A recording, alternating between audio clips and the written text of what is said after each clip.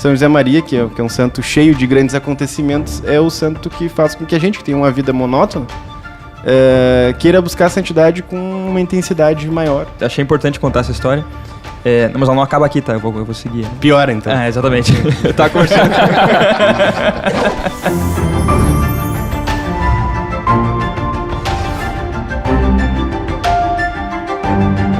Olá, seja muito bem-vindo ao segundo episódio do Tertúlia, o podcast da minha Biblioteca Católica. E hoje, mais uma vez, eu estou aqui com o nosso head de produtos, Júnior Volcan. Grande prazer ter você de novo, cara. E aí, cara, mais uma vez me deixaram seguir, apesar do tom piadista do podcast passado. Nesse eu prometo que eu vou me comportar menos. Tá bom. Ele já conseguiu começar bem. E ao meu lado, uma grande honra receber Matheus Basso, cofundador da minha Biblioteca Católica, o maior clube de leitores católicos do Brasil, e cofundador da Lumine, a maior plataforma católica de streaming do Brasil. Seja bem-vindo, Matheus Basso. Uma alegria estar aqui, pessoal. Obrigado pelo convite. Vai ser bem legal aqui o papo hoje. Eu já vi que o Júnior tá... Obrigado pelo convite. Não, eu tô pensando se eu vou ser demitido hoje ou não, é só isso, mas eu acho que não. Essa parte a gente corta. Eu espero que não. E é com grande honra que recebemos também Padre Lucas Rafael Marinho Folego, pároco da paróquia São Sebastião de Campo Novo, no Rio Grande do Sul, diocese de Frederico Westphalen, e graduado em Filosofia e Teologia e pós-graduado em Arquitetura e Arte Sacra. Que prazer, Padre, tê-lo aqui. Muito obrigado pelo convite. Bom dia, Elton, Matheus, o Júnior. Uma alegria estar aqui com vocês justamente para tratar desse belíssimo tema. Pois é, então vamos ao tema. Hoje nós falaremos, o tema do nosso podcast, eu vou apontar para aquela câmera lá, ó, é o santo do cotidiano. Lembrando a vocês que estão assistindo pela primeira vez, os que estão retornando, a ideia é que nós façamos uma conversa em torno do nosso guia de leitura, que nesse mês é dedicado a São José Maria Escrivá. Então, eu convido a todos que estão assistindo também, façam isso nas casas de vocês, nas paróquias de vocês, levem o guia para se tornar um guia de conversa para vocês também. Mas antes da gente começar a falar propriamente do guia, queria perguntar para o padre aí, pedir para você contar um pouquinho do seu histórico, padre, e como que surgiu a sua devoção a São José Maria Escrivá. Bom, a minha vocação sacerdotal, é até engraçado falar disso, porque as pessoas sempre esperam algo extraordinário, né? A pessoa vai ser padre, ela espera que, não sei, né? Vem um anjo visitar ela, né? Alguma coisa extraordinária. Claro, na história da igreja aconteceu, né? Para o Padre Pio, para vários santos, mas isso é extraordinário, né? A forma ordinária não é essa. Então, minha vocação sacerdotal nasceu da boa vivência matrimonial do sacramento dos meus pais. Então, vendo meus pais, né? Cumprindo, sendo católicos, né, de verdade, e amando a igreja, servindo a igreja, meu ambiente familiar sempre foi em torno da igreja. Então, de forma natural, eu comecei a dar catequese, coroinha, tudo isso. E aí, mostrei interesse de ir para o seminário, minha família apoiou, né, enfim. Porém, dentro do seminário, teve um grande divisor de águas, muito. Entre a filosofia e a teologia, principalmente quando eu vim a Porto Alegre, aqui para cursar a teologia na PUC, foi quando eu tive contato com a obra, né? E o divisor de águas foi justamente esse, porque a devoção a São José Maria foi algo natural, porque eu conheci, né, um prelado que, né, é da obra e nunca falou dela explicitamente, mas o seu jeito, a sua maneira de cativar, de viver, aquilo me despertava, né? Tinha alguma coisa estranha, né? Boa, né? E então, eu vendo o exemplo dele e me aproximando, né, comecei a ver, bom, o que tem ali, não é? E chegando em Porto Alegre, então eu tive um contato com um padre, né, muito amigo meu, muito próximo meu, que me acolheu aqui. E eu fui tendo esse contato, pouco a pouco, com a obra, ao ponto em que eu despertei, né, para essa vocação de São José Maria, a São José Maria, essa devoção a ele, mas não uma devoção, eu quero dizer assim, não uma devoção forçada. Não sei, eu vou pegar esse santo para... Na da igreja a gente diz que o santo nos escolhe, né? A gente que escolhe o santo. Mas, e depois lendo toda a biografia dele, eu fui vendo o quanto aquilo parecia com a minha vida, né? Tudo aquilo que ele passou, como nós vamos ver, tinha muito reflexo em mim. E eu comecei, então, a querer estudar mais, a entender mais um pouco dele. Só que São José Maria entrou na minha vida, não foi por um livro que eu li, entende? Foi ao contrário. Ele veio por exemplo de pessoas que viviam aquilo que ele viveu, que tinham o espírito que ele tinha. Então aquilo me Ele falou, não, cara, tem uma coisa estranha nisso aqui, tem uma coisa boa. E eu comecei a me interessar, e depois, quando eu fui vendo o amor dele pelo sacerdócio, né, eu fui redescobrindo a minha vocação e vendo, né, que eu poderia ser um padre santo, né, no meio do mundo, de forma ordinária, né, sendo padre secular, porque essa era o grande entrave, não é? Como é que eu vou ser padre no meio do mundo, com as pessoas cheias de problema, né? Mas não vou ter tempo para rezar, não vou ter tempo para fazer isso, fazer aquilo outro. Santos são os monges, né, etc. Eu ficava pensando nisso, né? Eu queria ser monge, por que eu vou me envolver com esses problemas, né? E São José Maria foi mostrando todo o outro lado da coisa, né? Todo o outro lado. Então, essa devoção por ele surgiu pelo exemplo de pessoas que viviam o que ele viveu e me cativaram, tanto como padres quanto leigos, famílias que eu conheci que viviam e que a gente diz assim, não, vale a pena, como ele mesmo dizia, né? Vale a pena, né, deixar tudo e viver isso pelo reino dos céus, por amor às pessoas. E sabendo o que ele viveu, ele fez, e o grande amor que ele tinha pelo sacerdócio, isso me comovia muito, né? Aquilo que ele sempre disse nos seus escritos, o grande amor não só pelo seu sacerdócio, mas a preocupação que ele tinha com os padres, pela sua boa formação, pela sua espiritualidade, para que os padres não ficassem sozinhos, nenhum padre sozinho. Essa era a grande preocupação dele. Então, isso que me moveu. Muito interessante, já tem vários pontos legais que você aborda aí, padre.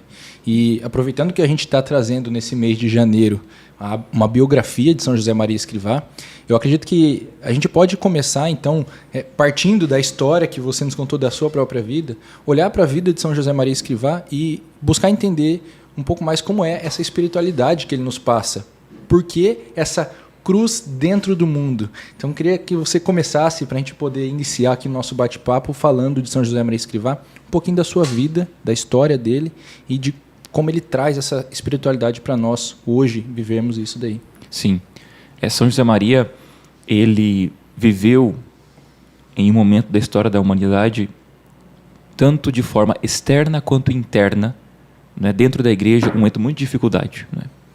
Ele passou pelas duas guerras, por revolução, né? Assim, de forma muito sangrenta. Ele viveu coisas inimagináveis, que nós não podemos imaginar. Nós não temos ideia do que esse homem viveu, né? E foi isso que forjou o seu caráter, né? Isso que forjou a sua vida.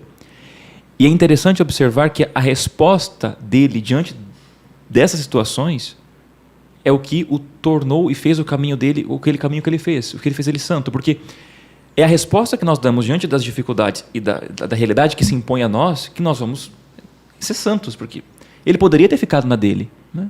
Ter sido um padre, como a gente diz, mediano. Eu vou ficar aqui, vou ser padre, né? Vou ficar aqui de boa. Mas não.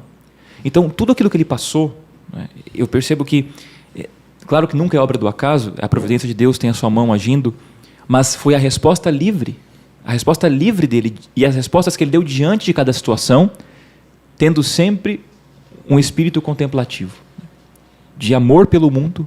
Aquela homilia dele, amar o mundo apaixonadamente, essa homilia dele é monumental, né? Eu percebo que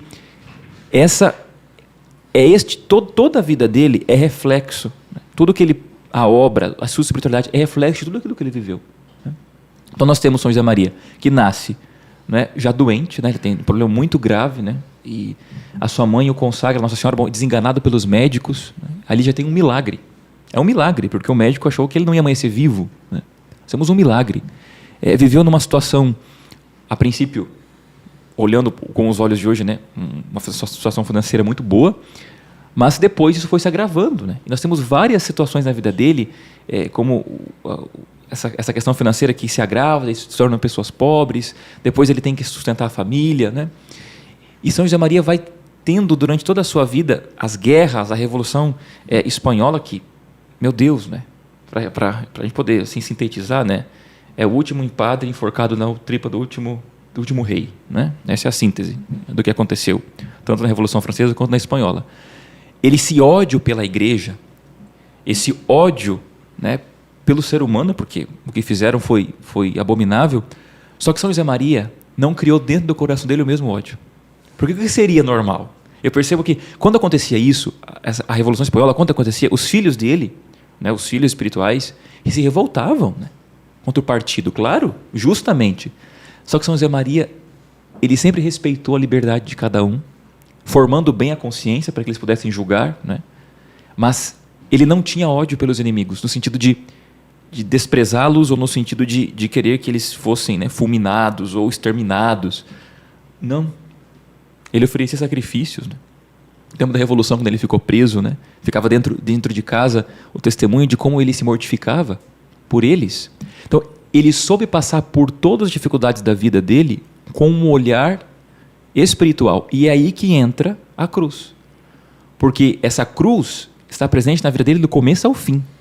Do começo ao fim, desde o nascimento até a sua morte, a cruz está presente. Então tem uma frase dele, né, que diz assim, nulla die sine crucis in laetitia. Nenhum dia sem cruz, mas com alegria. Então ele viveu isso. Essa cruz no meio do mundo é justamente todo esse sofrimento que ele teve, mas ele soube transpassar isso. E aí é que está a santidade. Como estávamos conversando antes, a santidade está no limite, aonde nós vemos que não é mais ele que faz. São José Maria não tinha forças para fazer humanamente tudo o que ele fez. É só Deus no homem. Então, quando Deus começa a agir a partir da humanidade de uma pessoa, aí está a vida da santidade. Você olha hoje a vida dele com os óculos, né, da cruz, você consegue enxergar perfeitamente tudo o que ele fez. Porque ele colocava a cruz, esse gosto da cruz em tudo. Por isso que essa espiritualidade da obra, com a cruz no meio do mundo, é muito marcante. Isso não é ser sadomasoquista. Os cristãos não são isso, né? É porque o sofrimento é inerente a nós. Nós queiramos ou não vai acontecer. Seja uma guerra, seja interior, uma doença, não sei. Mas a forma como nós vamos tratar essa cruz é que faz a diferença. A forma como nós vamos carregá-la, né? Deixá-la ou abraçá-la, é que faz a diferença. E São José Maria soube colocar no mundo essa marca da cruz para amá-la. Né? Amar as oportunidades de sofrimento, de contrariedade que Deus nos dá. E transformar isso, né? Como ele diz, né? Transformar a prosa diária em poesia. Essa é a beleza, né, dele. Então, acho que é isso. Acho que é uma mensagem bem interessante até para o nosso cotidiano, né? Em vez de procurar os culpados pelo sofrimento, abraçá-lo com alegria e vivê-lo com alegria. Eu sei que o Baso ele tem algo interessante a falar sobre o símbolo da obra, que é essa cruz no meio do mundo. Acho que a gente poderia trazer isso junto com o que é o Opus Dei, né? Com o que é a obra que São José Maria deixou aí. Não, isso é muito interessante. A gente até estava comentando aqui antes do podcast, né, que o símbolo dos cartuchos, né, que talvez seja a ordem monástica mais restrita da igreja, o símbolo deles é uma cruz em cima de um círculo. Né? Porque o círculo do mundo passa e a cruz fica. Beleza, perfeito. Né? E está certo, e a vida monástica é uma grande riqueza da igreja. Porém, o símbolo da obra ele é o oposto, não no sentido de antagonizar isso, mas de complementar. Né? Ele é uma cruz dentro de um círculo. Tem até uma referência a isso aqui na capa do guia, né? A gente fez uma referência ali. É uma cruz dentro do círculo, ou seja, uma cruz dentro do mundo, uma cruz que é vivida dentro da história. E um aspecto interessante do símbolo da obra, que eu acho que não se comenta muito, é que a aresta horizontal da cruz, no símbolo do Opus Dei, ela está bem para cima, né? Está bem lá no alto. Ou seja, é também essa busca pela excelência vivendo no mundo. Essa aresta, essa barra que está lá em cima, né? Lá no alto. E também por essa busca de uma vida contemplativa no meio do mundo. Uma vida no alto, no meio do mundo. Então, acho que esse é um símbolo muito simples e, ao mesmo tempo, muito rico. Acho que como é uma outra característica da obra, né? Essa simplicidade, essa riqueza que é própria também da vida cotidiana. Né? A gente conseguir viver ali as questões diárias, etc., mas sempre com um olhar sobrenatural. Né? Então, acho que sendo simples, ainda assim, esse símbolo resume muita coisa. Né? E, cara, assim, de largada, eu já percebo um paradoxo muito interessante, porque a vida de São José Maria Escrivá, ela tem coisas que as nossas vidas mais comuns não têm, né? Uma guerra, uma doença de nascença, são poucas pessoas que têm isso, né? Uma inteligência ímpar, ele realmente foi bem formado, etc, etc. E fora a questão de que ele fundou um apostolado gigantesco, que é coisa que a gente não fez, certo? Então, assim, o modo como as coisas foram acontecendo na vida dele são bem grandes, né? E claro que ele sempre falava que tudo que nasce grande é monstruoso, né? Mas, em tese, não deixa de ser um paradoxo que um cara com acontecimentos tão grandes e marcantes na história da igreja, um dos santos mais lembrados no século XX, inclusive no guia a gente colocou, né, de cara, a gente colocou um contexto sobre a Espanha de São José Maria e o século XX, né? Que é um século que a gente tem grandes santos, mas que a gente tem acontecimentos que não nos fazem lembrar nos grandes santos, né? A gente pensa nas guerras, na revolução sexual, etc, etc. Então, mas esse cara que tem fatos tão grandes na vida dele é o principal apóstolo hoje, quando a gente pensa de vida cotidiana, de vida normal, de você trabalhar, estudar, rezar, etc. E esse cara, né, esse santo, esse grande santo, é o principal nome hoje, junto com Santa Teresinha, quando a gente pensa em pequena via, em santificação do ordinário, etc. Coisa que, inicialmente, você olha para a vida de São José Maria, caramba, eu não conseguiria fazer tudo isso. E aí ele vem e te traz uma aplicabilidade, né, dos princípios e dos mandamentos de Deus muito simples, né, muito direta, muito concreta. E eu, até assim, quando eu conheci São José Maria, foi mais ou menos quando eu passava pelas livrarias ali de Porto Alegre, ali. Gostava de bastante nas missas ali, que tem vários horários diferentes e tal. E aí eu já tinha lido umas 2, 3 vezes o Imitação de Cristo e já estava meio... tem que conseguir um outro livrinho para ler antes, depois das missas, né? E aí me falaram desse caminho. Eu fui lá, comprei um caminho. E o Imitação de Cristo, ele foi escrito num outro tempo. Ele tem coisas que fica até hoje, evidentemente. Mas ele tem um contexto próprio dele, certo? E o caminho, justamente, ele foi escrito nesse tempo. Então, uma coisa que me chamou muita atenção é que ali você tinha um pai que realmente entendia a sua realidade e que estava dando conselhos práticos, né, de como você aplicar as coisas. E por isso que é tão marcante para a gente, né? Além dele ser um exímio frasista, né? Mas é muito marcante você ter alguém que te fala, olha, tudo bem que é difícil, mas é difícil porque é simples, né? Não é tão complexo assim como tu pensa. É só tu colocar os pés no chão e começar a fazer a tua parte, que Deus vai fazer a parte dele. Então, eu acho isso muito, muito interessante, né? Ao mesmo tempo que Santa Teresinha tem o paradoxo dela, que é a santa missionária, né? Que viveu o tempo todo num convento, basicamente, né? São José Maria, que é um santo cheio de grandes acontecimentos, é o santo que faz com que a gente, que tem uma vida monótona, queira buscar a santidade com uma intensidade maior, né? Ou seja, ele nos lembra isso, que é possível que eu consiga, no meu trabalho comum ali, na minha realidade diária, me santificar também, né? Uma coisa interessante, há pouco o Baso falava disso daí, né, da vida de São José Maria Escrivá, e o Júnior trouxe um ponto assim, tem coisas grandiosas que a gente provavelmente nunca vai viver, mas ao mesmo tempo, paradoxalmente, são coisas muito humanas. Ele passou por uma vida muito com várias semelhanças com as nossas. Acho que isso é um ponto legal de trazer agora. Eu acho que a própria dinâmica da espiritualidade do Opus Dei, né, de você viver o extraordinário no ordinário. Então, apesar de a gente perceber esses sinais de vida extraordinária em São José Maria Escrivá, eu acho que a grande riqueza dele não está exatamente aí, mas está justamente no contrário, na sua vida ordinária. Então, eu considero São José Maria Escrivá um dos santos mais importantes do século XX, talvez o mais importante, porque na biografia dele, no exemplo pessoal dele, ele passou por todos os estratos da sociedade moderna e contemporânea. Então, para nós isso é muito rico, porque, por exemplo, quando a gente pensa num santo que é sacerdote, o leigo tende a pensar que dificilmente ele é um exemplo para a sua vida pessoal e familiar, né? Porque ele não vive uma condição parecida, né? Mas o fato é que, um dos exemplos, né? São José Maria Escrivá, ele perde o pai quando ele está para virar sacerdote, e ele tem que cuidar de uma família. Então ele tem que ter um, entre aspas, emprego, né, para sustentar ele tem um irmão que é pequeno. Então, se você vê a vida dele sendo sacerdote, é uma vida de um pai de família sustentando uma família. E as dificuldades que ele tem que lidar é a dificuldade que todo um pai de família tem que lidar. É aquele compromisso diário, é aquelas questões burocráticas que você não sabe resolver, é aquela incerteza de determinado projeto, de determinado emprego, é o lugar que você vai morar, talvez nesse lugar, mas talvez naquele outro, mas aquele lá é mais caro, mas aquela localização é melhor. Todos esses pequenos dramas da vida diária, ele passou por tudo isso. E tantos outros exemplos. Ele teve um período da sua vida que ele viveu em paróquias rurais, então a dinâmica da vida rural, ele passou por isso também. Ele passou pela dimensão da guerra, que também é algo próprio que acontece até hoje em dia. Ele passou um grande período preso em casa, então olha só, a dinâmica da vida dentro de casa, né? E isso é um exemplo extraordinário de como que ele viveu esse momento, né? Nunca deixando cair na monotonia da rotina, etc. Pelo contrário, transformando aquilo num grande tesouro, numa grande riqueza. Então, todas as dinâmicas e os dramas que nós vivemos hoje estão presentes na biografia de São José Maria Escrivá em maior ou menor nível. Por isso que eu considero ele uma vida muito rica, porque ele teve uma vida pública, em sociedade, sendo exemplo de santidade em cada um dos momentos. Isso é raríssimo. Quer dizer, qual outro santo passou por uma situação como essa e pode ser um exemplo em diversas situações que a gente enfrenta hoje, né, como um exemplo de santidade? Isso é muito raro, né?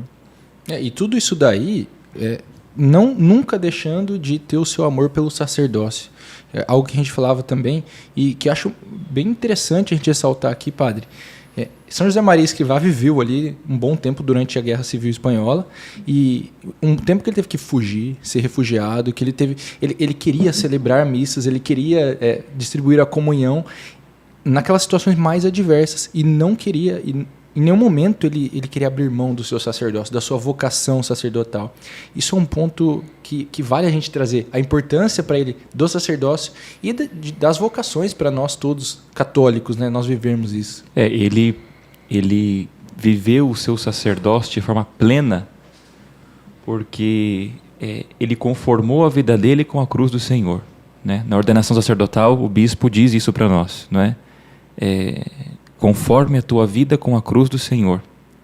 Então, São José Maria viveu isso no momento... Por quê? Conformar a vida com a cruz do Senhor, no momento que nós estamos aqui, né, que tem liberdade, né, que a gente pode falar, que a gente pode... Né? Só que ele viveu um momento que ele teve que viver o sacerdócio muitas vezes escondido. Né? Ele foi atender a confissões em parques públicos, né, de paletó ali, terno, sentava no banco. Aí uma vez chegou uma menina para confessar, uma senhora confessou com ele. E tem até esse episódio de que ela diz assim para ele: padre, está aqui a chave do meu apartamento. Se o senhor quiser se refugiar, nem se esconder. E aí ele diz que ele pegou a chave e depois jogou lá dentro de um bueiro. Porque aquilo poderia ser uma ocasião de pecado. Tamanho era o amor dele pelo sacerdócio. Eu prefiro morrer do que estar preso dentro de uma casa com uma mulher e pôr em risco, né, a minha vocação. Então, esse era o grau de vida. Então, ele atendia as confissões, celebrava missas, né, clandestinas ali dentro dos apartamentos, às vezes tinha que sair correndo, né, tirando tudo. Né, mas sempre a vida sacramental, ele deu importância durante a perseguição, porque ele sabia que era isto que sustentava. Né. O que ele dissesse, o que ele falasse era muito importante, mas a vida sacramental não tinha como ficar sem. As pessoas não tinham como ficar sem confissão, sem comunhão. Né. Seria um acovardamento da parte dele. Tanto é que quando ele tem que fugir para os Pirineus, ele põe uma relutância muito grande. Ele não quer ir, porque ele gostaria de ficar, de dar o sacramento, de viver a sua vida sacerdotal plenamente, né? Se entregando por aquelas pessoas. E a vocação,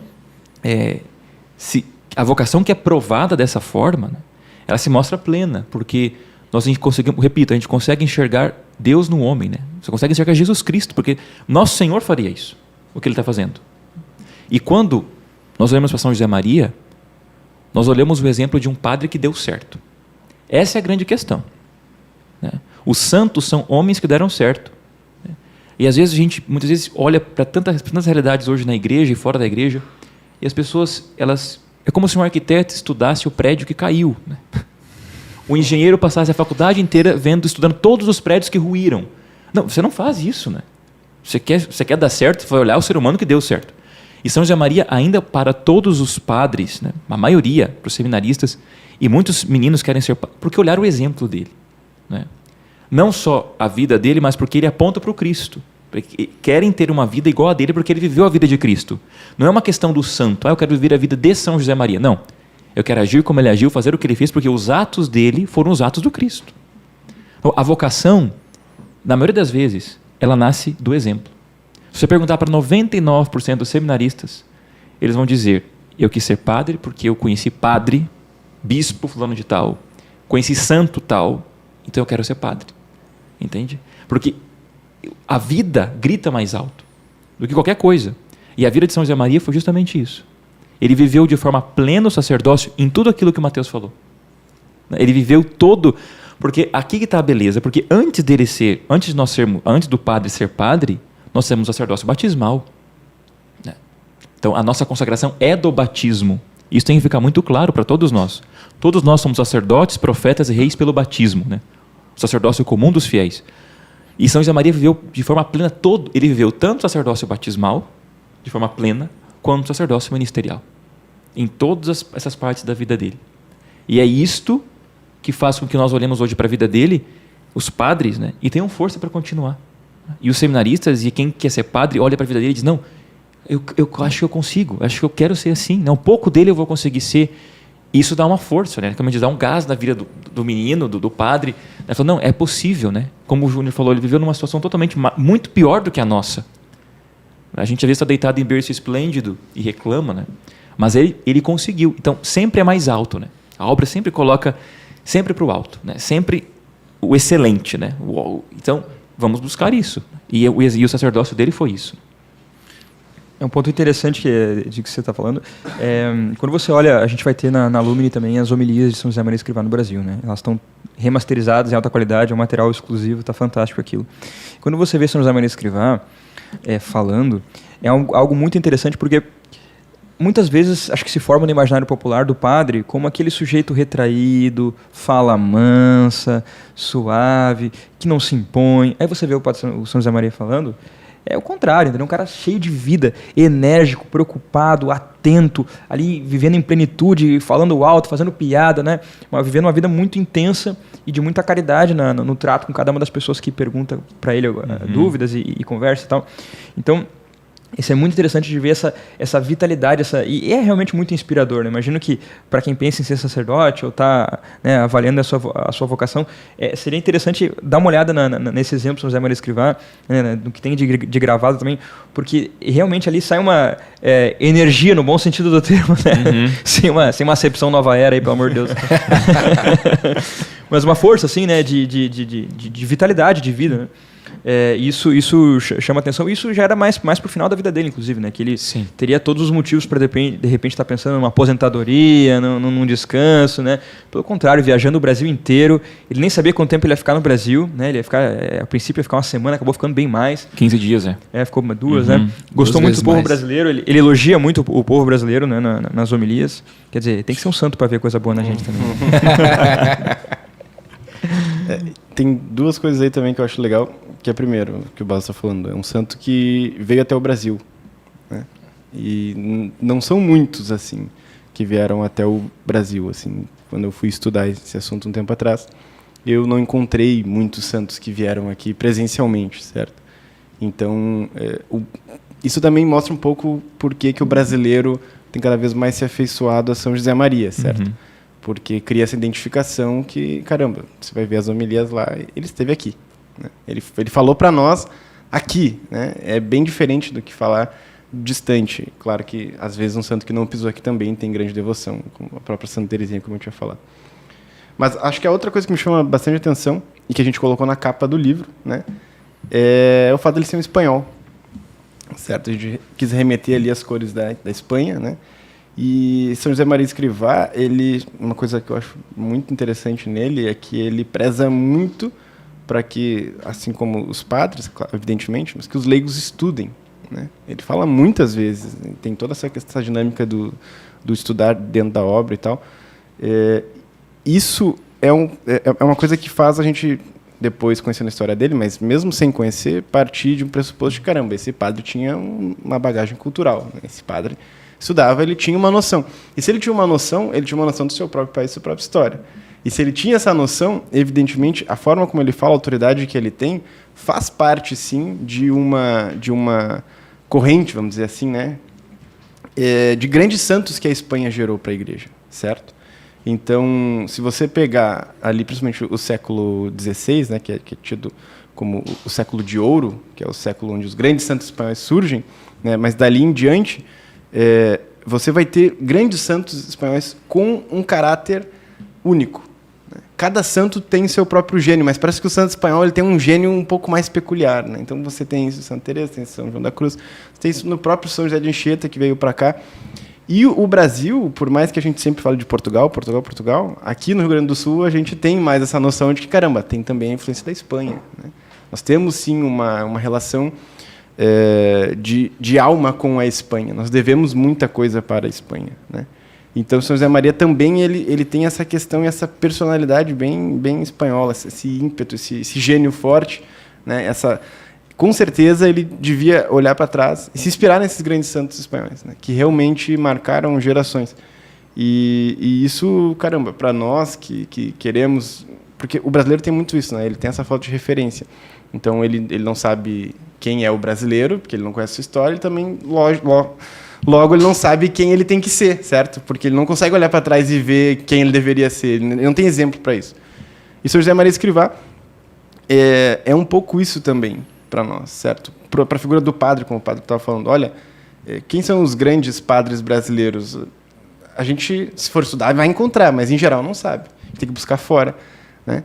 Mas justamente pelo Brasil ter essa relação com Portugal e Espanha, a gente pode buscar fora com segurança. É bem diferente você buscar um padre polonês, por exemplo, que a gente é católico, não tem problema nenhum, né?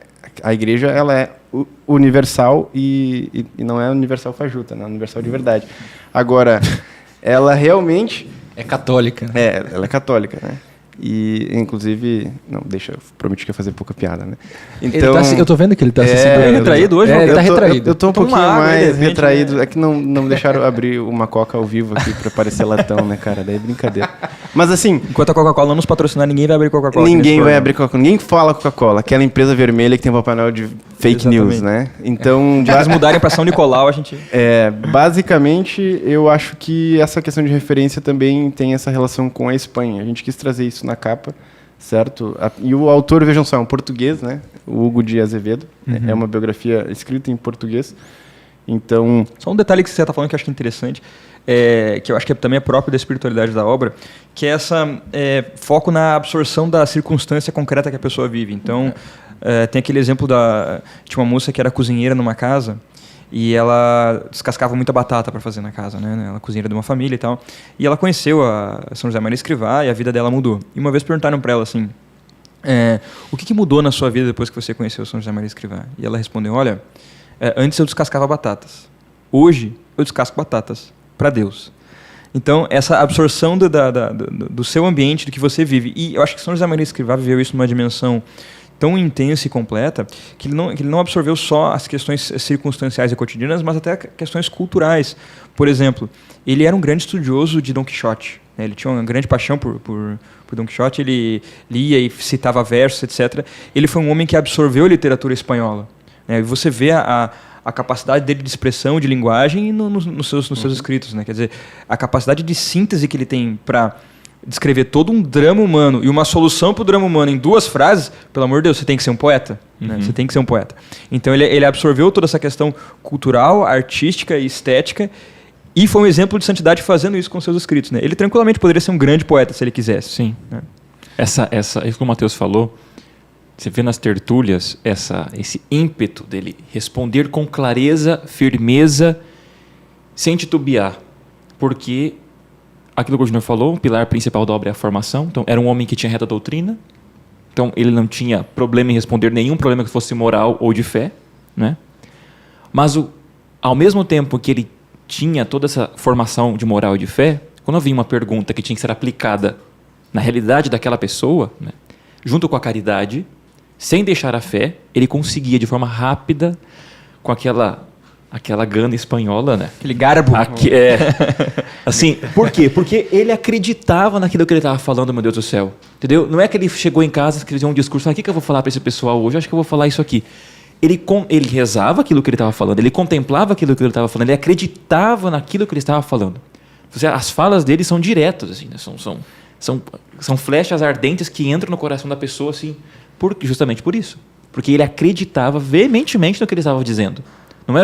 Ele não tinha dúvida nenhuma de que aquilo que ele estava dizendo era verdade.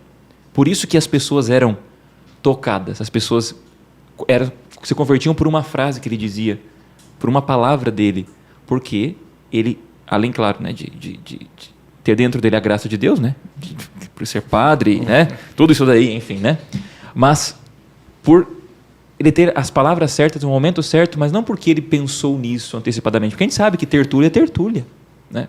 Pergunta uma coisa, a partir daquela pergunta o padre faz uma pequena... Então, você não sabe o que as pessoas vão perguntar. Então, por isso que ele tinha uma bagagem muito grande, né, cultural, de doutrina, moral, mas ele sabia ter caridade, falar para aquela pessoa, né, sem deixar a fé, né, sem deixar a doutrina, a moral, muito pelo contrário. Era muito incisivo, mas sempre com caridade e docilidade. Então, ele acreditava no que ele estava dizendo. Esse é o grande problema hoje, né? As pessoas, às vezes, falam, mas elas não acreditam naquilo que elas estão falando. É um discurso ensaiado. Então, ninguém acredita. Eu não estava falando da missa, né? São José Maria rezava a missa, as pessoas se convertiam de ver ele rezando a missa. Ele não fazia nada. Era pela piedade dele, né? Pelo amor à Eucaristia, as pessoas saíam chorando da missa. Se convertiam com uma missa que ele celebrava, porque ele estava conversando com uma pessoa. Ele estava vendo uma pessoa. Havia uma relação dele com o Nosso Senhor na Eucaristia, na missa, de forma assim, muito... Por isso que ele vai dizer, né, que na obra a missa, né, é o centro e a raiz. A missa é o centro e a raiz do dia do cristão. Tudo vai para a missa, tudo volta da missa, tudo para ela converge. Porque as pessoas viam ele fazendo isso. Não é porque São José Maria falava disso somente, mas é porque vendo ele rezar a missa, as pessoas aumentavam sua piedade, né, se convertiam melhor. São Santa Teresa que vai dizer, né, padres, se vocês não têm piedade, pelo menos finjam. Porque o povo tem direito. Porque o povo tem direito. Como que você vai olhar para um São José Maria? Tenta imaginar só um Padre Pio e São José Maria rezando uma missa sem piedade. Você não consegue pensar numa coisa dessa. Entende? Então, as pessoas... Era o exemplo daquilo que ele fazia de forma ordinária. Rezava a missa, numa conversa, numa confissão. As pessoas iam se aproximando e iam se convertendo. Perfeito. Tem uma coisa muito interessante que o São José Maria insiste muito na questão da unidade de vida, né? Então, quando você fala, ele falava o que ele acreditava e o que ele vivia, né? Então, tem muito isso se insiste muito na espiritualidade da obra, e acho que era um problema que se vivia muito na época de São José Maria Escrivá, do sujeito que, não, eu sou católico quando eu vou na missa, aí quando eu vou para o trabalho é outra regra, é a regra do mundo, né? Pelo contrário, né? No trabalho você segue a mesma regra com a mesma intensidade do que como você estivesse na missa, né? Então trazer essa unidade entre missa e vida cotidiana, né, é algo que se insiste muito e que é próprio da espiritualidade da obra, né? E ele era exemplo disso, né? A gente percebe que ele resgatou aquilo que no Atos dos Apóstolos a gente via, né? Era comum os primeiros cristãos, né, comerciantes, o pessoal da vida comum serem santos. É só olhar o cânon romano. As mulheres, né? Perpétua felicidade, Águeda e Luzia. Quem que eram? Eram religiosas de clausura? Não, a vida monacal não existia. Então, quem que eram essas mulheres? Entende? Quem que eram esses homens? Eram homens, mulheres, cristãos, comuns, né? Que trabalhavam e foram santos ali martirizados. Aí o que acontece? Claro que a igreja deu assentos durante a história, né? Nós temos ali a queda do Império Romano. Então, nós temos uma invasão bárbara.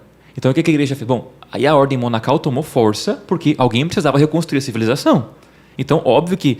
Então, os mosteiros, né? Ok, as comunidades em volta dos mosteiros, mas aí já começou a criar... Bom, quem segue a vida perfeita são os monges, nós somos cristãos de segunda categoria. Aquela dicotomia que o senhor sentiu no início, né? Você comentou na sua Exatamente. E aí, depois, a igreja foi caminhando para a Idade Média, né? Enfim, e esse assento sempre permaneceu. Não que não tivemos santos, reis e rainhas santos, tivemos, entendeu? Só que esta mentalidade, não é que a igreja não acreditava nisso, não, são os assentos na história, entendeu? Assentos que a igreja dá diante de cada situação que ela precisa. Aí veio a Reforma Protestante, e nós tivemos então o assento na hierarquia, porque como se nega a hierarquia, precisou então, o Papa, os bispos, o clero, e aí que onde gerou a mentalidade moderna que nós temos. Santo é padre, bispo, né? É religioso e religiosa. Isso não é para nós. Mas foi um assento que a igreja deu. Mas você vê todo o esforço depois do Renascimento de vários santos querendo resgatar isso. E São José Maria foi onde a igreja, né, conseguiu dar para a obra uma roupa que ela costurou, né, que é a prelazia pessoal. Que ela pôde fazer isso. São José Maria não viu isso, ele morreu antes. Só que a prelazia pessoal é uma roupa costurada para a obra, juridicamente falando, entendeu? Pelo direito. Ele conseguiu trazer essa mensagem, como diz, né? Ele chegou com a mensagem da obra. O senhor chegou para nós aqui, né, muito cedo, né? Você devia ter chegado mais tarde. Você devia ter chegado depois. Você chegou muito cedo com essa notícia, que o Concílio Vaticano II depois abraçou, né? É o chamado universal, né? A santidade, exatamente. Então, que o Dom Álvaro também é responsável por isso, né? Então, São José Maria, você vê que ele conseguiu resgatar isso. E conseguiu, de forma nenhuma, porque a tendência é essa, né? Não, então, o padre, bispo e padre é igual a nós. Não é isso. Eles são santos na vocação deles. e você é santo na sua vocação matrimonial, você é santo. Cada um tem, né, dessa forma. Então, essa mentalidade laical que ele conseguiu impregnar no sentido próprio da palavra, né, isso foi um resgate dos primeiros cristãos. São José Maria resgatou aquilo que Nosso Senhor viveu na carpintaria há 30 anos. Foi isso que ele mesmo fala, né? Deus trabalhou 30 anos de forma ordinária, né, e pregou 3. Então, esse resgate da vida oculta de Nosso Senhor é a espiritualidade da obra. É o que passa despercebido aos olhos do mundo. Né? É o que fica oculto. Daí eu fiquei pensando no Natal, né? Todo mundo no Natal, e Nossa Senhora, e não sei o que, Epifania, né? Tá, mas e a hora que os reis magos foram embora? Entendeu? Acabou, cara. Voltou todo mundo para Nazaré, foram para o Egito, depois voltaram para Nazaré, entendeu? E ali ficaram. Então, essa parte de 30 anos que o Evangelho não... Tá? Tem a perca de encontro no templo, mas é ali, né? Porque cada ato de Jesus cerrando, cada sede, são atos salvíficos, porque é Deus que está fazendo. Né? Não é, o pessoal olha para a cruz é o cume, é o ápice da nossa redenção. Mas cada coisa que Nosso Senhor fez, cada choro, cada sorriso, cada passo, tudo que ele fez na forma ordinária, são atos salvíficos. E é isso que São José Maria resgatou e trouxe para a vida do cotidiano. Não, uma história que... Não é uma historinha, nada a ver aí, mas... eu resolvi cortar o cabelo antes do podcast, né? Pra ficar... minimamente aceitável. Finalmente. E aí, achei importante contar essa história. Não, mas ela não acaba aqui, tá? Eu vou seguir ela. Pior, então. Exatamente. Eu tava conversando... Vai lá, segue. Eu tava conversando com o cabeleireiro e aí entrou o assunto Marvel, né? O cara gostava muito de Marvel e tal. E aí ele comentou, a gente tava comentando sobre a dicotomia, né, uma confusão que existe aí do Superman, por exemplo, que ele tem... Quando ele vai fingir que ele é o Clark Kent, ele bota um óculos só, né?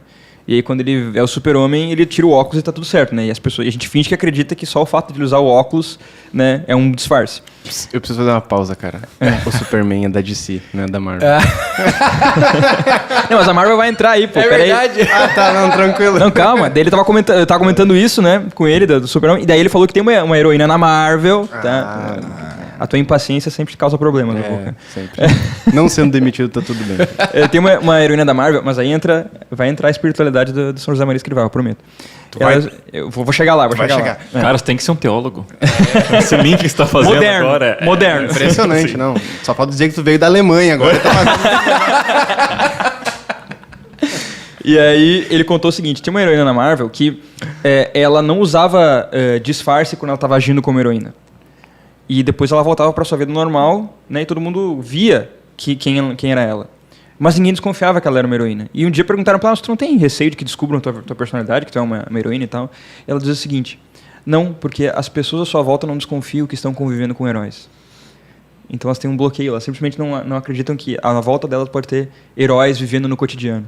Né? Uhum. Quando ele falou isso, eu fiquei muito... Né, me chamou a atenção e pensei, acho que é bem interessante de trazer, porque justamente o chamado de São José Maria Escrivá é para viver essa vida heróica no cotidiano. Né? E mesmo que as pessoas não desconfiem que há heróis entre nós, eles existem, eles estão aí.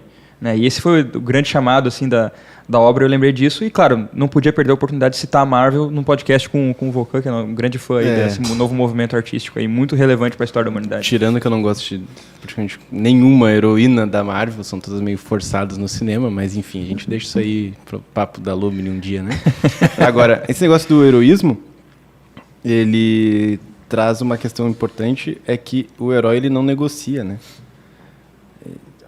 Naquilo que é inegociável, ele nunca negocia. Então, o herói ele se sacrifica, mas ele não deixa o vilão vencer, né? Em hipótese alguma, nem que isso exija o seu próprio sacrifício da própria vida.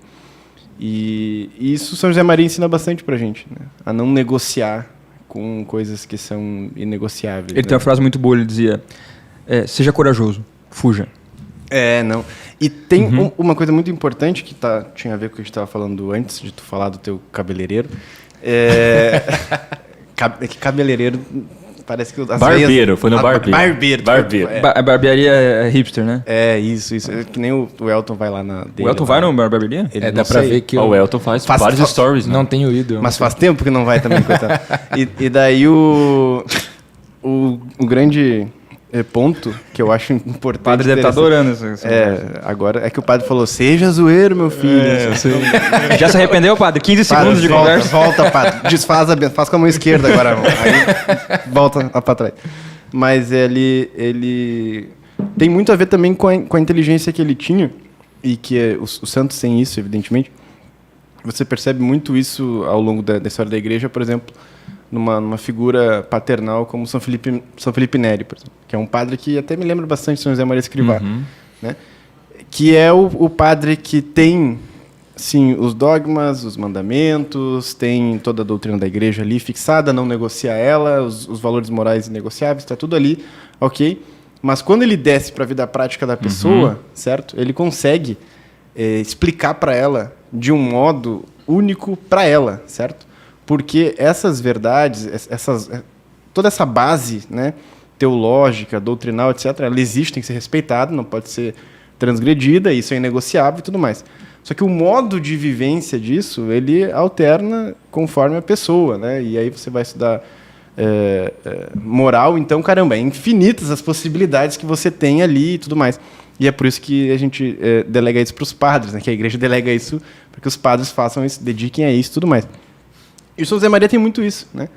Ele consegue, ao mesmo tempo, para quem for estudando dogmas e outras coisas da igreja, você vai percebendo que São José Maria ele não escorrega. Tu não pega ele no escorregão, nos textos dele. Tu tentou? Não. Eu não faço isso com quem eu admiro, santo. cara. Com quem eu admiro, não. Eu não faço isso. Mas isso é interessante porque a gente estava falando antes, né, da vida dele, que passou por todos os estratos da sociedade. Outra característica da vida de São José Maria Escrivá é que, por ele viver na modernidade, existe muito registro sobre ele. Em carta, em vídeo, em testemunho, etc.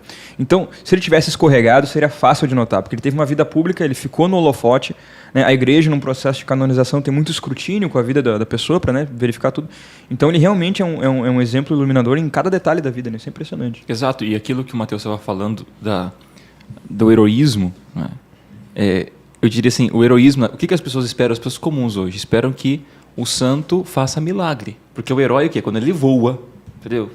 Quando ele levanta um carro, não é? É um milagre. Então as pessoas esperam um milagre. O santo, ele espera de um milagre, mas São José Maria nos ensinou que não, né? Não. Os milagres, eles fazem parte da vida dos santos enquanto sinais que corroboram a sua vida de santidade. Deus permite isso, né? Agora, a via ordinária não é essa, não é fazer milagre. A via ordinária não é essa. Então, se nós olharmos para a vida dos santos, a maioria deles, 99%, não fizeram milagres em vida, né? Eles viveram uma vida comum, mas uma vida heróica na vida ordinária. Então, aí é que está o segredo. Aí é que está o segredo. E São José Maria traz para as pessoas de hoje, desmistifica essa visão errônea que se tem da santidade.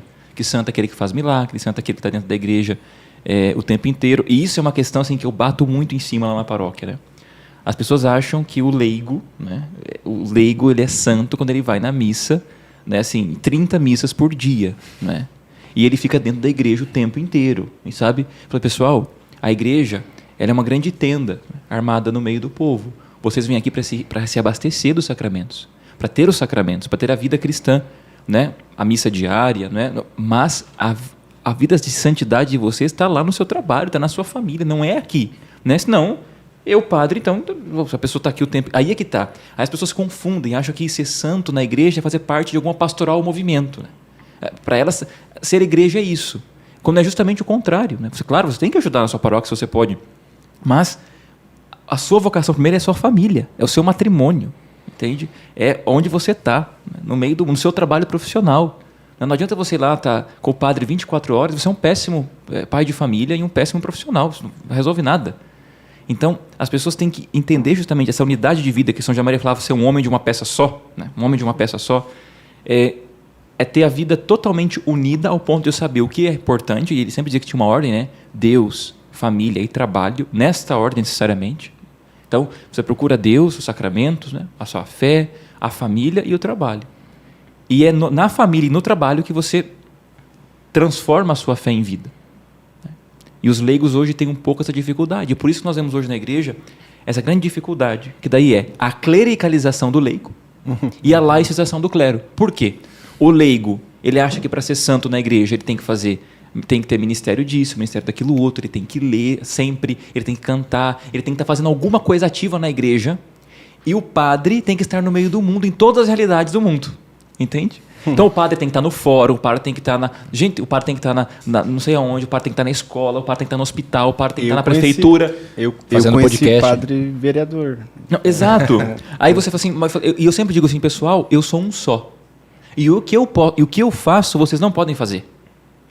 E o que vocês fazem, eu não posso fazer. Porque eu não vou estar em todos os lugares. Vocês que têm que ser santo, onde vocês estão, para transformar o mundo desde dentro. Né? Para ser sal da terra e luz do mundo. Agora, eu não consigo estar nas realidades, em cada família, em cada trabalho onde você está. Né? Em cada situação, para ir lá conversar com o seu chefe. Olha, né? Vamos lá, vamos converter. Não, você que está lá. Não é o padre que tem que ir lá. E ao contrário, acontece na igreja. Você acha que você vai dar mais visibilidade e santidade para os leigos, fazendo que eles façam as suas coisas. Isso está errado. Então, essa inversão é muito perigosa. Isso, você estava falando, padre, e eu me lembrei de uma frase que a gente colocou do caminho aqui no nosso guia, que é isso daí resumido, né? Como o Sr. José Maria Escrivá faz muito bem. Coloca um motivo sobrenatural na tua atividade profissional de cada dia e terás santificado o trabalho. Isso basicamente traz essa... Ele consegue resumir tudo isso, toda essa ideia nessa frase.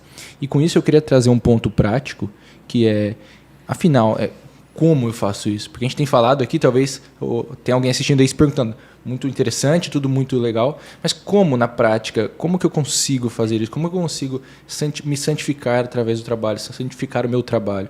Que tipo de práticas tem que estar dentro do meu dia a dia para que eu possa chegar lá? Queria pedir para você, padre, nos dar uma luz nisso. Que isso não é coisa que o leigo tem que falar, padre. Isso é coisa que o padre tem que falar. Na verdade, São José Maria tem caiu alguma coisa lá. Não, aqui não. Tá. Não, tá bom. Eu dei um chute. Ele dizia presença de Deus.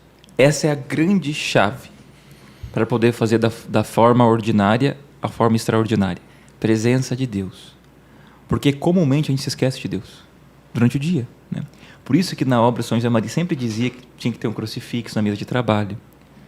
Às vezes o diretor espiritual manda a gente trocar a chave de bolso, o relógio de pulso, para sempre ter alguma coisa que você olhe e lembre. Porque, gente, não vamos ser aqui ingênuos, né? Nós não somos santos para já ter uma via unitiva e estar com Deus o tempo inteiro. Né? Nós não temos isso.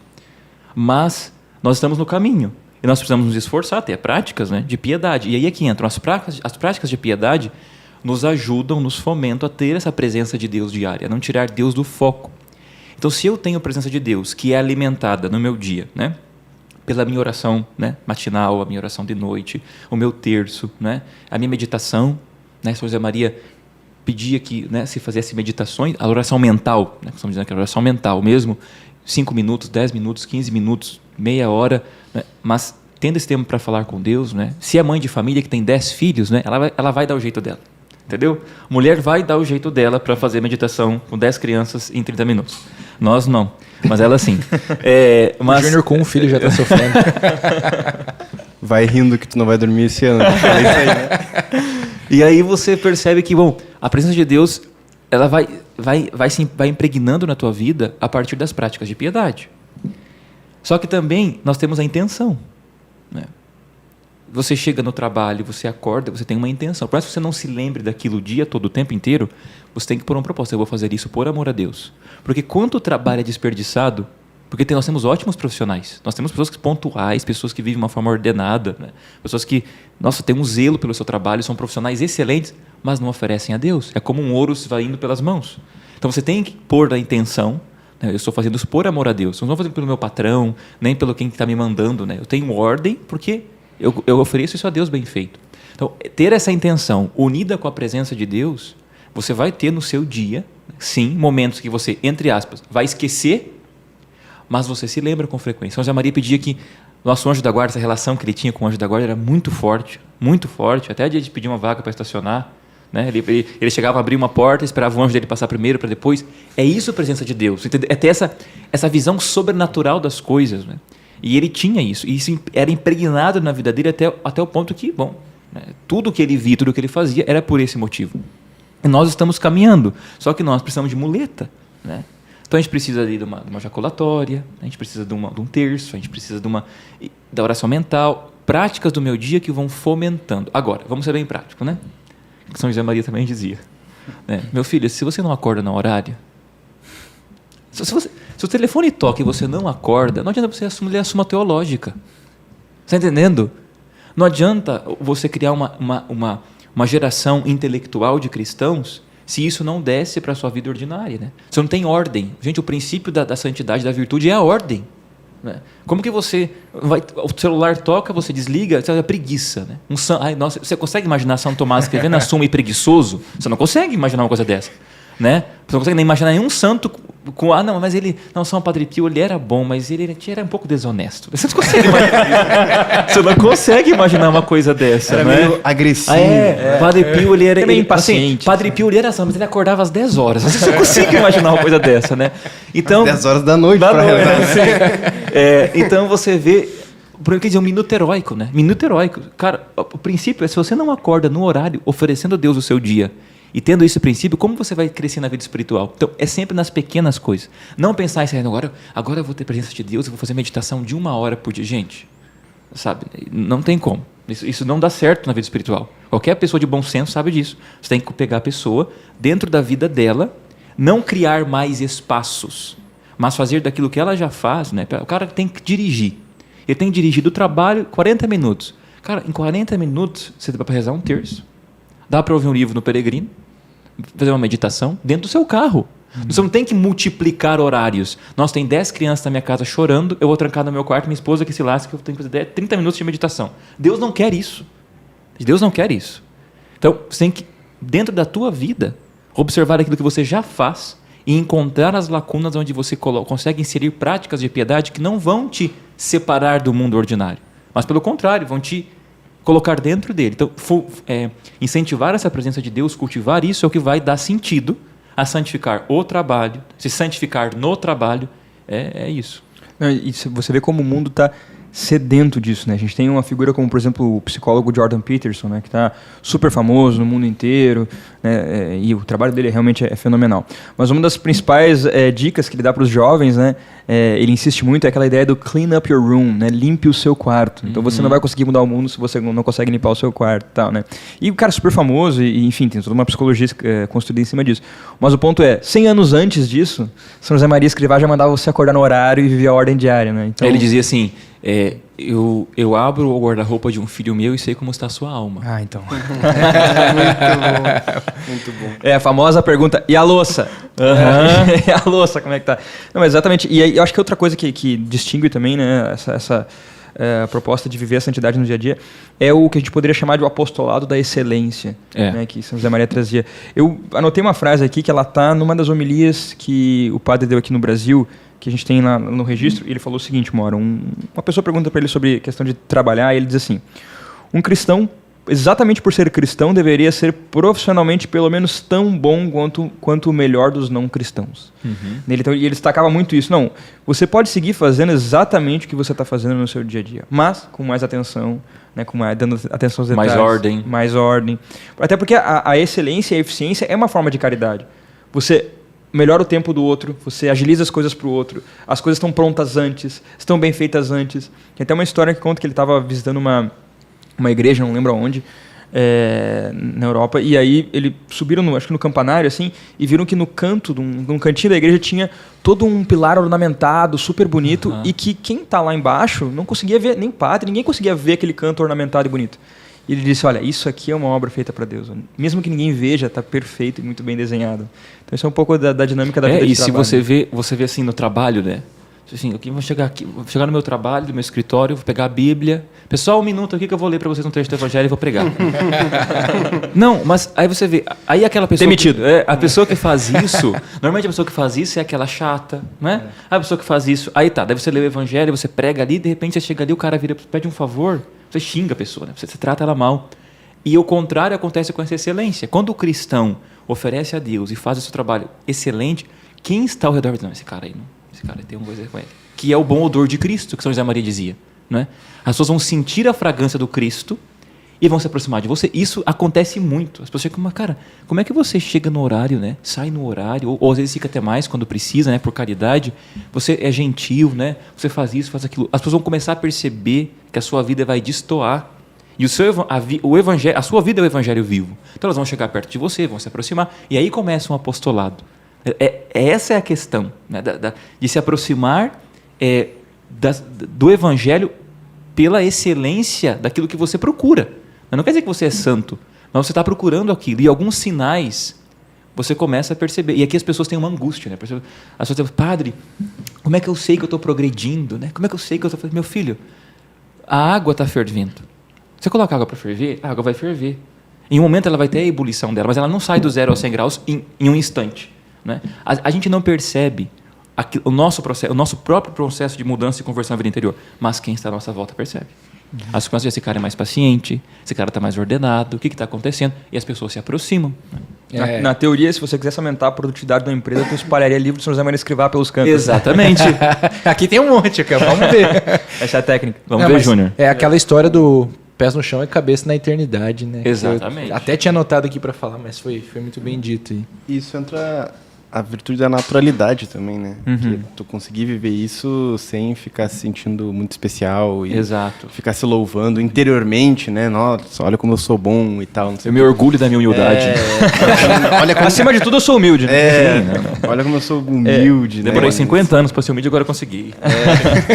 Tem uma frase que é atribuída a São Francisco de Assis, que ele diz assim, pregue o evangelho sempre. Às vezes use palavras. Até hoje eu não descobri se essa frase é mesmo de São Francisco. Mas É atribuída a ele, né? na dúvida, vamos dizer que é. Por isso que eu usei o atribuída, né? Muito bom. Meu português é bem dizido. Muito bem dizido, cara. Eu esqueci o que eu ia falar. Tava na ponta da língua, mas ele me fala uma dessas e eu acabei esquecendo. Segue aí, cara. Eu vou aproveitar então, porque tem uma parte bem legal aqui do guia que eu... Lembrei. Depois eu falo, então. Pode interromper? Não, porque é que eu tava... o certo do interrompimento, né? Eu tava me lembrando de um livro do Padre Rui Marim que eu li uma vez, que falava que uma das coisas principais para a santificação dos atos diários é a finalidade, né? Ou seja, aquilo que o padre estava falando, que é você oferecer aquilo para Deus. E que existem dois tipos de oferecimento que você pode fazer, porque vai parar para pensar o seguinte, bom, mas quando eu estou fazendo as coisas, eu não me lembro de Deus. Certo? Então, os santos eles conseguiam fazer isso. O tempo todo eles estavam lembrando de Deus e oferecendo para Deus. Só que eu não. Eu chego ali 8 da manhã e eu só vou me lembrar de Deus meio-dia quando bate o sino do Ângelus ali na paróquia, certo? Então, o que o Padre Rui Marinho falava? Olha, faz uma intenção virtual, certo? No começo e no final da tua ação, certo? E o Santo Afonso falava muito, né? Feliz daquela ação feita entre duas Ave-Marias, né? Ele dizia.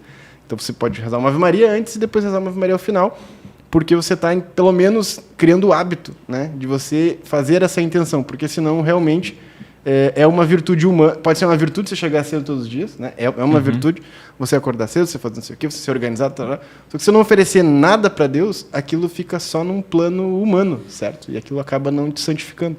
Então, isso foi uma coisa que, quando eu li muito tempo atrás, essa questão da finalidade, eu pensei, caramba, quanta coisa que eu me achava... bom, certo? Que na verdade não foi nada, né? Porque eu não ofereci para Deus, eu fazia para mim, eu não fazia para Deus, né? Então a gente tem muito essa questão de matar a soberba, no fundo é o pecado original, né? É eu que quero escolher se aquela árvore é boa ou ruim para mim, certo?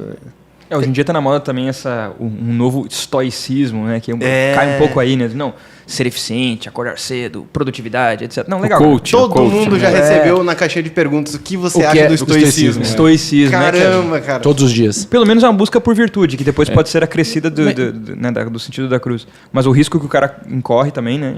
Nessa procura. Isso que eu ia dizer.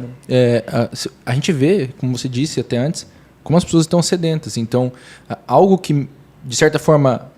incompleto em alguns sentidos, começa a servir como uma solução que é dada completamente, né, pelos santos, né? E no Brasil, tu não precisa ser um Padre Pio para se destacar, entendeu? A gente vive num estado de loucura tão grande que, caramba, tu faz meia dúzia de virtude e tu já tá se destacando. E aí, se você cair nesse engodo, né, de que... engodo é uma boa palavra, né? O Elton tá garboso, eu puxei engodo, né?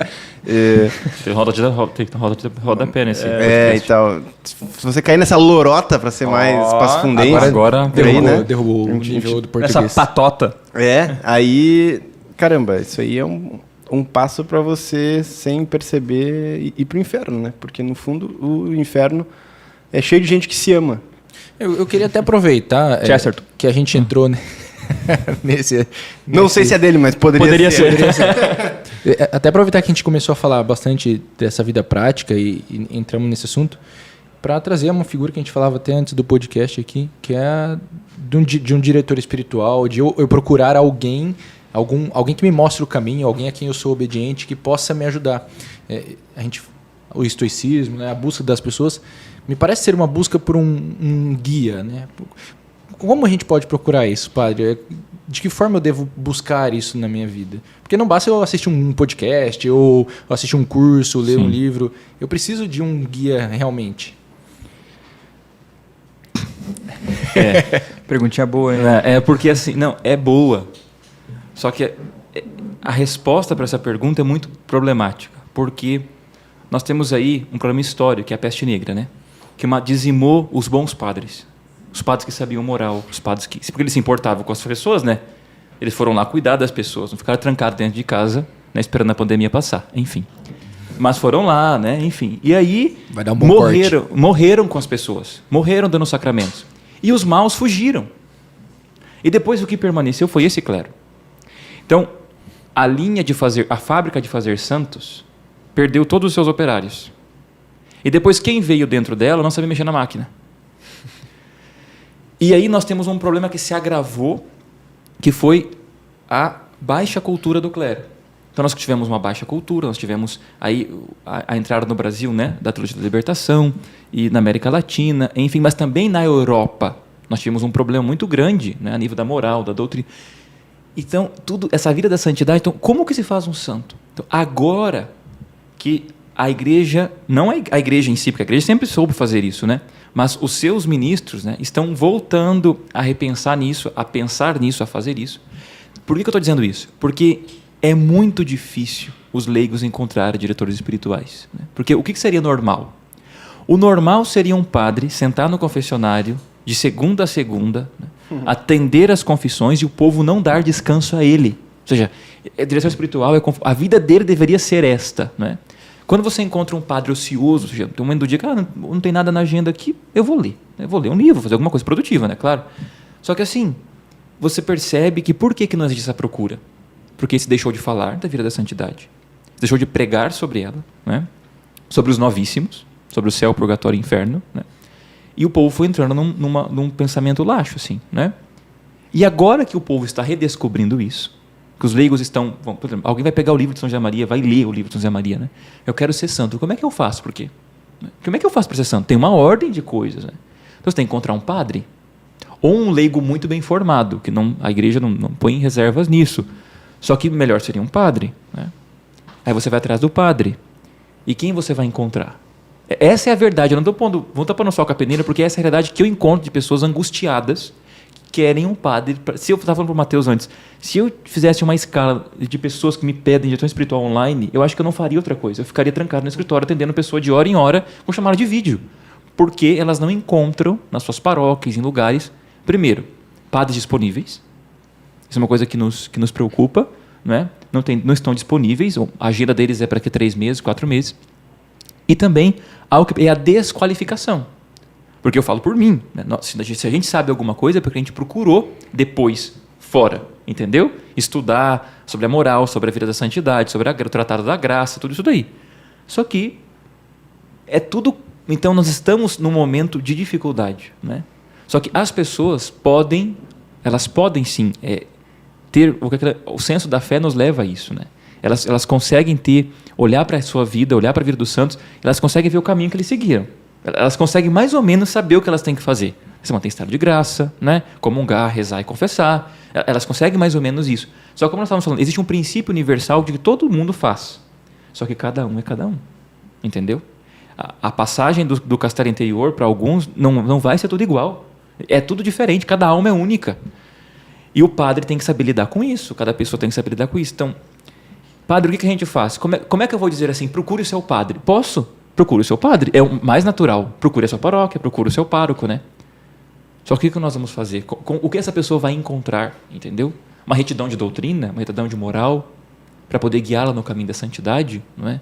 Existe ainda esse caminho, né, que alguns questionam, né? Para que isso? Para que ser santo? Porque olha o santo como uma casta privilegiada da igreja, né? Como se fosse algo, né? Não, é a nossa obrigação, né? Nosso Senhor que mandou ser de santos como o vosso Pai do céu é santo. Então, existe um problema histórico, teológico, entendeu? Nós estamos passando por uma dificuldade onde nós temos uma demanda muito grande de leigos agora que estão se convertendo, graças a Deus, mas nós temos ainda uma pouca demanda do clero em atender todo esse público que está chegando a nós, entende? Então, essa é a verdade agora. Nós temos o pessoal, bom, eu na paróquia, não é por mim, é aquilo que o Júnior falava, você faz aquilo que é ordinário no mundo louco. Tem pessoas que vão lá na paróquia e andam 1 hora de carro, 1 hora para vir, 1 hora para voltar, todo domingo, entende? Para participar da missa. E você começa a perceber que existe alguma coisa. Por que disso? Né? Então, é uma dificuldade. Eu tenho certeza que esta é a grande dificuldade, porque nós vamos falar de tudo isso aqui e as pessoas vão querer ser santo. E como é que faz um santo? Né? Como é que faz um santo sem a ajuda de um diretor espiritual? Como diz Santa Teresinha tem uma frase dela, né, que ela não encontrava, né? Ela dizia assim, Jesus, então já que eu não encontro o senhor, que vai ser meu diretor espiritual. Tá bom, né? Ok, né? Tudo bem, né? Desculpa aí, né? Desculpa aí. Não, isso tem uma coisa muito importante para todo mundo que é assinante da MBC, ou que gosta, etc., tá vendo? Que é a questão de você rezar muito pelos sacerdotes, né? E se entregar e ajudar eles dentro das suas possibilidades. Então, dá livro para o padre de presente, ajuda na paróquia, participa naquilo que o padre realmente precisa. Não é para ser aquele leigo que quer se clericalizar, né? É para você realmente rezar por esses sacerdotes. Porque, assim, não existe na história da igreja, certo? Igreja sem padre. Não tem como. Não tem como. Sem padre, sem bispo, é impossível, certo? Porque é dali que vem todos os sacramentos, basicamente. Então, sim, a gente precisa ter essa noção, né? E já fica o convite para quem quiser dar esse livro de presente para o seu padre, etc.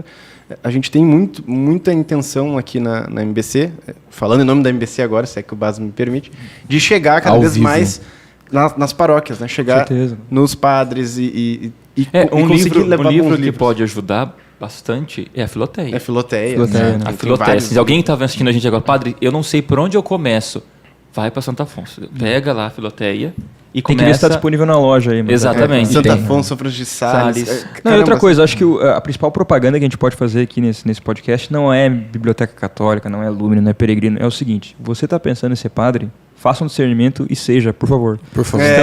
Estamos contratando. Exatamente. Não, porque para vocês terem uma noção... Não seja apenas padre. Seja um bom padre. Seja um santo padre.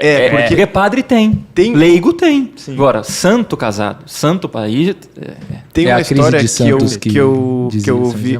A crise do nosso mundo é a crise de Santos. A crise do nosso mundo é a crise de Santos. Porque tem uma história que eu escutei uma vez, eu não lembro em qual época da minha vida agora, que Santo Afonso, quando ele foi, assim, enviado, né, abaixo de quase que pauladas pelo Papa para ele ser bispo, porque ele não queria de jeito algum, ele foi para uma diocese que, agora, eu não lembro se é Nápoles ou etc., mas que tinha um percentual de número de padres por população de quase 10%. Assim. Era um número altíssimo. Exato. Então, tinha muito padre, muito padre. E ele foi enviado porque ele era um sacerdote santo, né, fundador de uma congregação, e o Papa confiava muito que ele poderia ajeitar aquela diocese, porque ela estava com problema, certo? Ok, beleza. Quando ele chega na catedral, existiam 50 padres atendendo confissão na catedral daquela diocese. Então, assim, não é só ser padre, né? Não é só ser um pai, não é só ser um gerente, não. Você tem que buscar realmente ser para Deus, né? Isso Exato. Daí. Então, também, se for para ser padre, assim, só por ter uma vida onde você vai ganhar mestrado não sei aonde, não sei o que, cara, então, assim, a gente, de repente, precisa repensar as coisas, né? Agora, isso vale para o próprio matrimônio, né? Se é para ser um pai aí só para dizer que eu tenho tantos filhos e aí trata a esposa mal, caramba, por que então tu quis seguir essa vocação, né? A gente tem que ainda olhar para a graça de Deus, né? Porque Deus sabe da história, sabe da situação atual. Então nós temos muitas pessoas que estão aí, elas fazem o que podem, mas Deus também assiste com a sua graça, né? Deus pode fazer de uma pedra filho de Abraão. Então, A graça dele assiste. Uma pessoa que quer ser santa, você não consegue ver um meio, né? Você não tem um meio. Ela não tem um padre, ela está sozinha. Deus vai auxiliar com a sua graça. Deus vai fazer. Se você tem uma boa intenção, reta intenção de ser santo, está fazendo aquilo que a igreja sempre fez, acreditou, está imitando os santos, Deus vai dar a sua graça. Por mais que você não tenha um diretor espiritual que você converse toda semana, entendeu? Ou uma vez por mês, a cada 3 meses, Deus vai dar a sua graça. Eu queria aproveitar para trazer um artigo que a gente tem dentro do guia aqui. Queria pedir para o Basso comentar um pouco, se possível. Eu estou colocando as pessoas em... Se não for possível, fala agora. Garboso, né? Não. A gente falava aqui antes do podcast desse texto que a gente tem do Padre Pedro. E que ele aborda tudo isso que a gente falou. Tudo isso que a gente falou aqui de uma forma resumida, porém profunda ao mesmo tempo. Então eu queria trazer isso. Nós temos um artigo aqui dentro que foi escrito pelo Padre Pedro aqui da obra aqui em Porto Alegre. Ficou fantástico. E acho que esse artigo em si, ele resume toda a nossa missão com o guia, que é fazer um material que seja de aprofundamento e introdução ao mesmo tempo, que é uma valsa difícil de dançar, né? Quer dizer, quando você vai introduzir, você não pode aprofundar, quando você vai aprofundar, você parte do pressuposto que a pessoa já foi introduzida no assunto, né?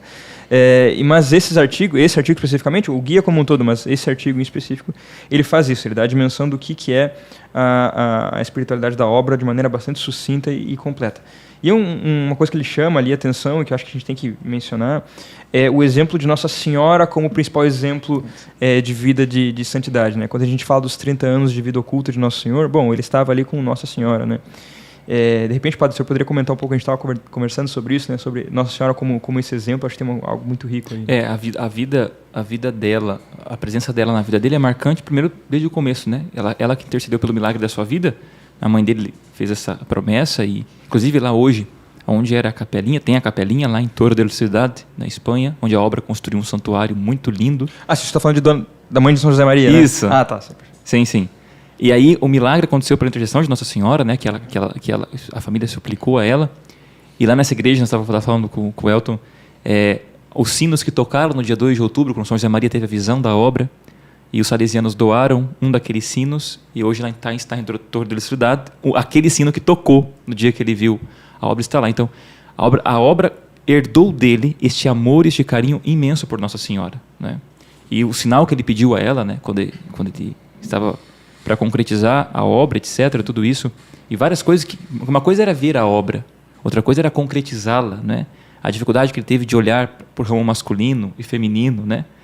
Os homens, as mulheres, também era para as mulheres, né? Ele viu isso, sempre pediu sinais a Nossa Senhora, e um deles foi naquela igreja em Escombros, né? Que ele encontrou aquela rosa ali, de prata, se eu não me engano, dourada, uma rosa, e inclusive está no escuro da obra.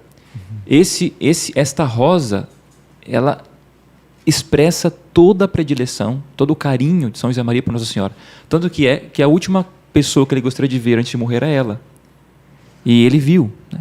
Ele chegando no apartamento, ele abriu a porta, né? E olhando para a imagem dela com rosas ali, teve a sua morte na frente dela, né? Então, do começo ao fim, Nossa Senhora o acompanhou.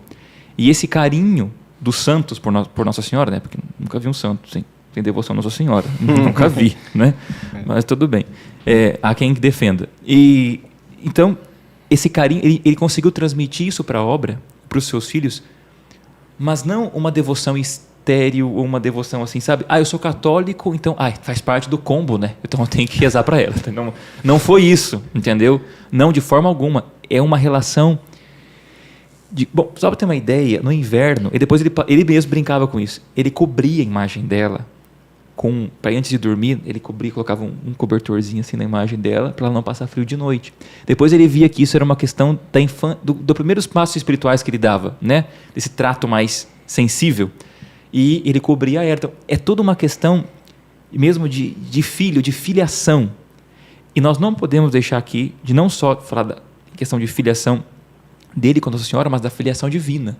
A obra, assim, é baseada nesse êxtase, sim, que São José Maria teve no bonde, né? Quando ele se deu conta, filho de Deus, filho de Deus, filho de Deus, e andou horas na rua. Nós inserimos esse episódio na capa do livro, tem um bondezinho ali que conta essa história. Exato. Então, assim, a filiação divina de saber-se filho de Deus, né? E não só filho de Deus, como filho dela, né? Filho da mãe de Deus. Esse é o princípio norte da vida de São José Maria. A filiação divina e saber que ele podia chegar até ele e ser santo, e várias coisas na obra aconteceram por ela, pelas mãos dela. A agilidade de coisas, a pedir milagres, entendeu? Tudo isso daí foi por intercessão dela. Tanto existe um fato aqui, quem se lembra na Praça de São Pedro, sabe aquela imagem da Nossa Senhora que tem lá, Totus Tus, também um mosaico? Um membro da obra na praça, olhando uma vez lá, disse, não tem imagem de Nossa Senhora. Realmente, tem nas colunatas, tem todas as imagens dos santos, Nosso Senhor, mas não tinha Nossa Senhora na Praça de São Pedro. Ele levou para Dom Álvaro. E Dom Álvaro, então, foi falar com João Paulo II, disse, olha, Santo Padre, não tem imagem de Nossa Senhora, o senhor quer que a obra dê de presente? Ele aceitou. E aí foi onde fizeram aquela imagem lá de Nossa Senhora. Então, tamanha é a devoção e o amor e o carinho por ela, né? Que estava impregnado na vida dele, como repito, como um filho, e não como uma devoção agregada, algo que faz parte, algo que... Né? Não, mas uma relação filial com ela, né? De mãe que ele podia conversar, contar suas confidências, pedir milagres, deitar no seu colo, né? Essa relação de filho mesmo, de carinho que ele tinha com ela. E nos colocamos também ali, ó, a rosa e o sino, né? Também. Tem tudo a ver ali, né? Ah, sim. E outra coisa que a gente chama a atenção, né, de Nossa Senhora como um exemplo dessa vivência, é que até algumas críticas que alguns protestantes fazem, né, com relação à devoção mariana dos católicos, é uma crítica que não tem fundamento, onde eles falam que parece que não existe tanta presença de Nossa Senhora nas Escrituras, na Bíblia. Mas quando a gente vai pensar, bom, como que os apóstolos souberam como foi toda a natividade e a vida de Jesus na sua infância? Bom, quem falou isso aí para eles, né? Foi Nossa Senhora. E isso está no guia, que a gente comenta um pouco sobre isso, de que Nossa Senhora não deixou um grande livro, uma grande obra, assim, do ponto de vista humano, certo? Mas a sua vida oculta com Jesus foi a grande riqueza, né? Então, tudo a ver com essa ideia de viver o extraordinário no ordinário. Você vê que todos os santos têm uma relutância muito grande, não para escrever tratado. Para escrever tratado, os santos são os primeiros, né? Agora, quando tem que falar da sua biografia, quando um diretor espiritual pede para um santo escrever, eles têm que ser obedientes. Você vê também, porque não faz parte do santo querer aparecer, querer se expor, né? Escrever. Então, seria, assim, se o centro do mistério é Cristo no Evangelho, por que teriam páginas e páginas e páginas falando sobre Nossa Senhora? Isso não tem sentido, né? Fora que o único apóstolo que não morreu foi justamente o que foi morar com Nossa Senhora, né? Que não morreu de martírio, né? Morreu de outro modo.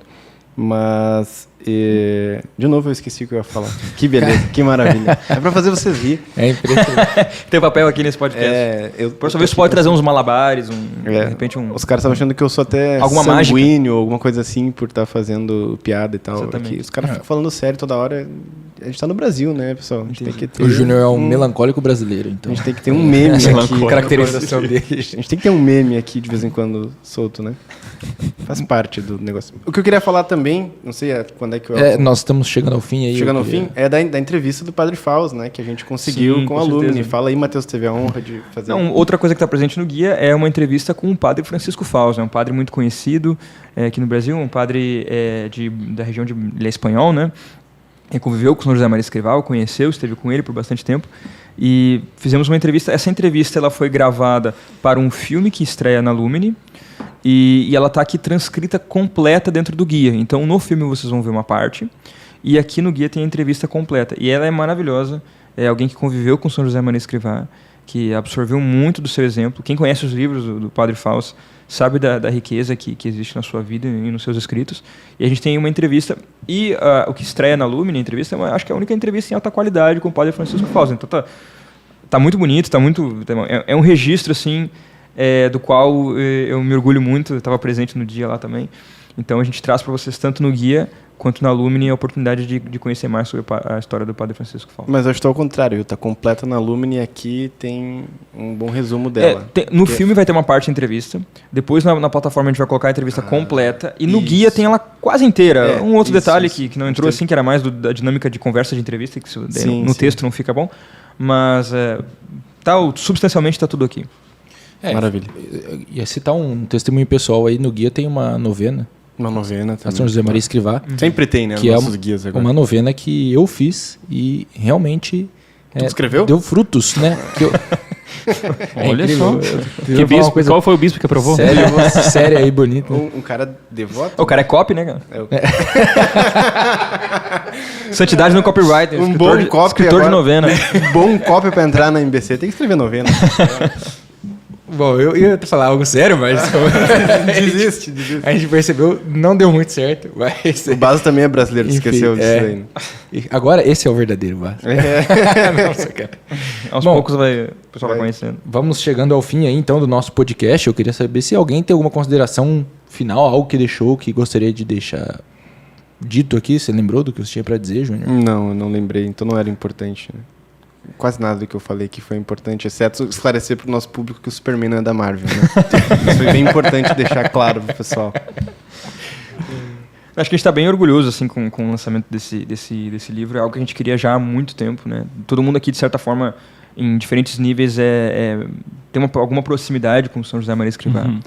E acho que é algo que nós ansiamos por muito tempo. E agora está aqui, a gente está super, super feliz com isso, junto com o guia que está bem completo também. Né? Tem muita coisa ali, muita informação. É uma alegria, cara. Uma grande honra. E o Padre Hugo de Azevedo também conviveu por um tempo ali com São José Maria Escrivá. Né? É um dos maiores conhecedores da biografia dele, ele. A gente fala sobre a biografia do Padre Hugo de Azevedo também, dentro do guia também. Tem Então, pouquíssima coisa.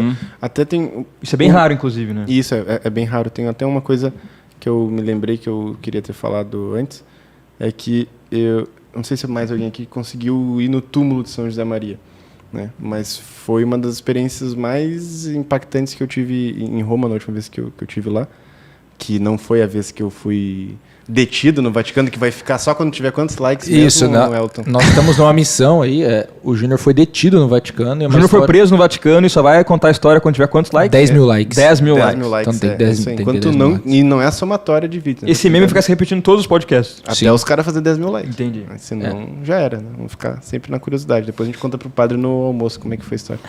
Mas, cara, foi uma das experiências mais marcantes, assim, ter ido no túmulo, ter rezado lá, né? E, enfim, até tem uma história bem engraçada que fui junto, tava o professor Felipe Neri junto também, né? Foi nessa mesma viagem que eu fui detido e tal. E aí a gente... É Brasilzão, né? Então a gente... Dá pra ver. Nós é Brasil, como falou. E aí disseram assim, não pode tirar foto, certo? Durante a missa e tal, não sei o quê. E aí... É que o brasileiro você fala, não pode, ele vai lá e fala. Ele vai lá e Por fala. que isso aqui no Brasil eu acho que o comunismo nunca vai dar certo? Não Nunca, tem nunca. ordem, ninguém respeita nada, ninguém... E aí, tipo assim, é uma bagunça. Tinha um grupo de 10, 12 pessoas ali e tal, e daqui a pouco termina a missa, assim, tá aquele silêncio que a pessoa escuta... Tchic! Aquele barulho assim, né? Todo mundo se olha, tá o Felipe Neri botando o telefone pra dentro. O cara que falou pra gente que não era pra fazer, né? Ninguém se aguentou lá pra tirar foto no Felipe túmulo. Neri, queremos você aqui. Queremos você aqui. Contamos um bastidor aqui.